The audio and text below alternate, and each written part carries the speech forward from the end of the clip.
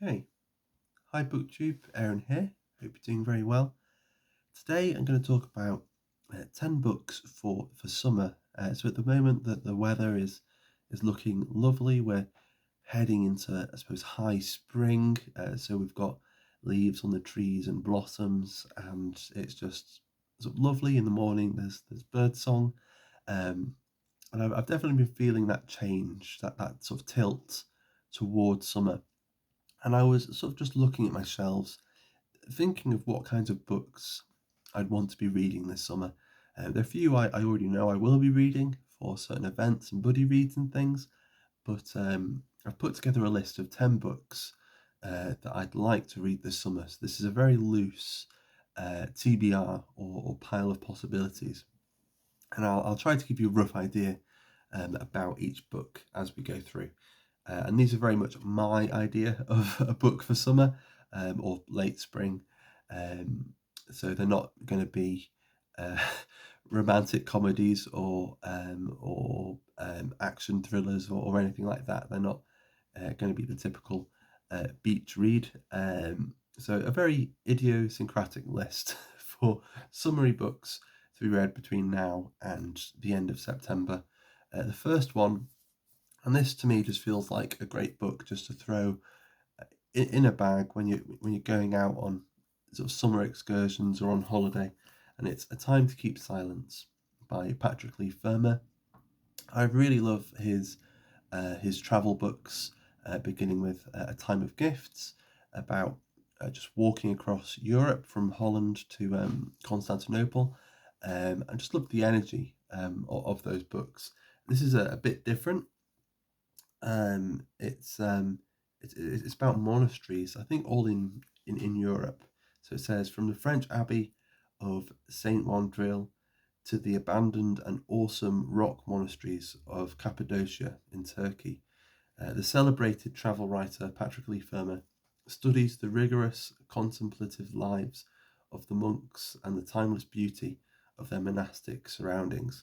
And just at the end of the third book in his Time of Gifts sort of trilogy, it includes diary entries that he wrote when he was on Mount Athos and visiting all the monasteries in Mount Athos, and I really loved that. That was among my sort of favourite section, or sort of my favourite sort of sampling of writing from across the three books. And so I'm hoping for something similar in here.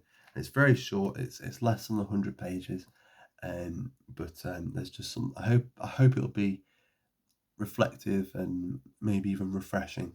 So we'll see how it goes. In a similar vein, then we've got From the Holy Mountain by William Dalrymple. There's nothing really on the back here to say what it's about, but I've learned that it's essentially his own sort of travel into, um, I suppose, the Near East and down into Egypt, in search for the history and maybe even the remains of Eastern Christianity in that area. So there's sort of Coptic Christianity, I think, in Egypt, and I mean a lot of the sort of Near East for a long time. There's a very um, vibrant Christian culture, and in some cases living side by side with very vibrant Islamic and Jewish cultures, and even I think Zoroastrian cultures and stuff like that. And so I'm not sure how far back in time he's going to be going, but it just seems like a fascinating subject, and it seems to sort of bleed. These books seem to bleed into each other, and I think we are going with a similar theme then into the next one. This is The Fall of Constantinople by Stephen Runciman.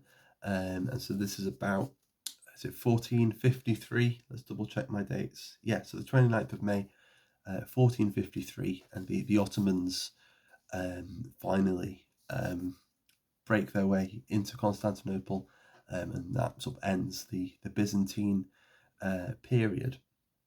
And I've heard that Stephen Runciman is actually one of, or is actually William Dalrymple's favourite writer. And so there might be I don't know, maybe, hopefully a similar energy to the writing. We'll see how it goes. But certainly for his books on the Crusades, even if they're not um, factually brilliant, I think people say that there's a great sort of energy to them. I also have heard that Byzantine history is more of Runciman's sort of bread and butter, and so hopefully it'll be a little more accurate than his writing on the Crusades. And this will fall in with Historathon. If I read it before the end of June, then it'll fall into that second quarter, which is basically the Middle Ages. And this sort of comes in just before the end of that, which is, I think, the year 1500. And then I think this is the last non-fiction one here, I think. This is Inventing the Enemy by Umberto Eco. Just some occasional pieces. It says essays on everything. And just the other day, I just read the first few, just the first couple of pages from the title essay, and there's just a great paragraph here where he says, having an enemy is important not only to define our identity, but also to provide us with an obstacle against which to measure our system of values, and in seeking to overcome it, to demonstrate our own worth. So when there is no enemy, we have to invent one. Look to the generous flexibility with which the skinheads of Verona would, just to identify themselves as a group, choose anyone not belonging to their group as their enemy. And so we are concerned here not so much with the almost natural phenomenon of identifying an enemy who is threatening to us, but with the process of creating and demonizing the enemy. And so, yeah, if it's like that all the way through, then I think I'm going to have a lot of fun with this. And I've enjoyed his fiction, and I've heard that his non-fiction is very good and very insightful and very entertaining. So we'll see how that one goes. And then I think thematically tied to that then is The Stronghold by Dino Buzzati. And this is about, so it says, at the start of Dino Buzzati's The Stronghold, a newly commissioned officer, Giovanni Drogo, has just received his first posting. The remote Fortezza Bestiani.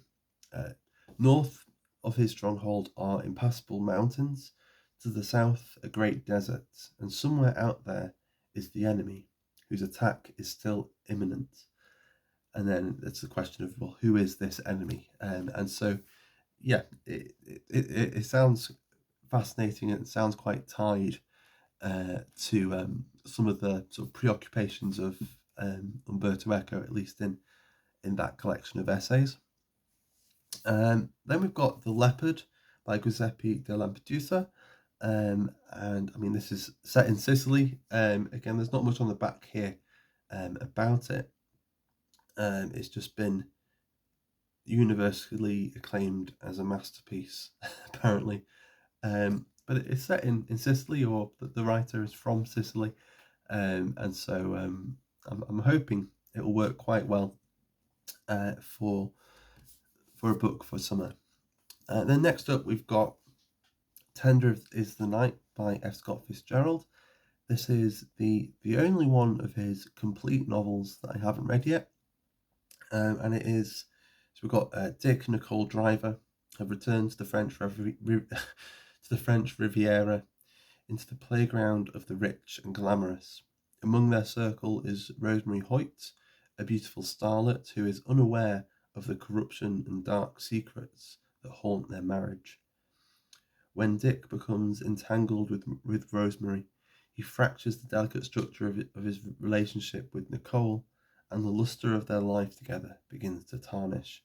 And I've heard people talking about this, saying how they much prefer this to The Great Gatsby, and I'm really intrigued to see whether I prefer it. When I was reading, because I've been reading his novels in order, so I started with This Side of Paradise and made my way to The Great Gatsby, and I've been waiting to get around to this.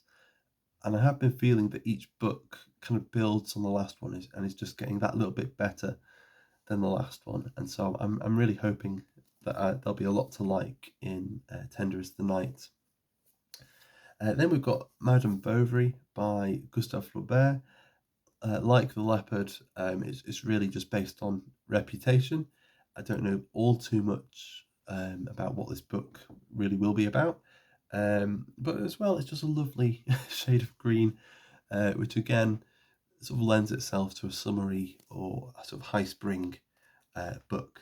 So yeah, I'm looking forward to finally getting to Madame Bovary, and hopefully it'll be a good book for this summer.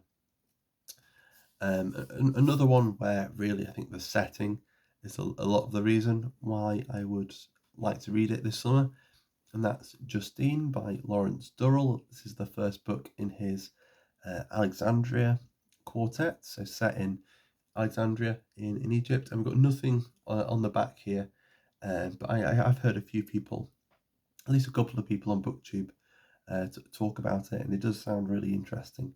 And I've enjoyed Durrell's poetry as well, so we'll see what I think of this. But yeah, I'm not entirely sure what to expect, but I'm excited to get to it. And then the last one, I think some point in the summer, Classics and Company will be reading The Magic Mountain by Thomas Mann, which is one of my favourite novels. And I've read it, like I read it last year, and I read it the year before, and I couldn't quite justify reading it 3 times in a row, 3 years in a row. And I want to maybe give it some time before I go back to it next time. And so what I'm thinking of doing is when they're reading The Magic Mountain, I'll be reading something else by Thomas Mann. I've picked up New Selected Stories. This is a translation by Damien Searles, and it's got a few sort of longer stories in here. So it's got Chaotic World and Childhood Sorrow, A Day in the Life of Hanno Buddenbrook, which, if I'm not mistaken, is the last chapter of Buddenbrook's. Then we've got Louise, Death in Venice, which is, I suppose, about a kind of doomed holiday. So that seems like a summary thing to read about. And then we've got Confessions of a Con Artist by Felix Krull. And so, yeah, that's all we've got in here. And yeah, I think Thomas Mann is just one of those writers that, even though I've only read The Magic Mountain, but I've read it twice in, about a gap of about a year. But I've just realised he's a writer that I love spending time with, and I don't know, it kind of feels like a luxury to have those kinds of writers and just to sink back and just enjoy spending time with them. And so again, it feels like a very summery and luxurious thing to do. And that's it really. So that's my rough TBR for summer. There'll obviously be other books thrown in there, and there'll be my mood to be accounted for. But that's my rough aim of books that I'd like to read soon.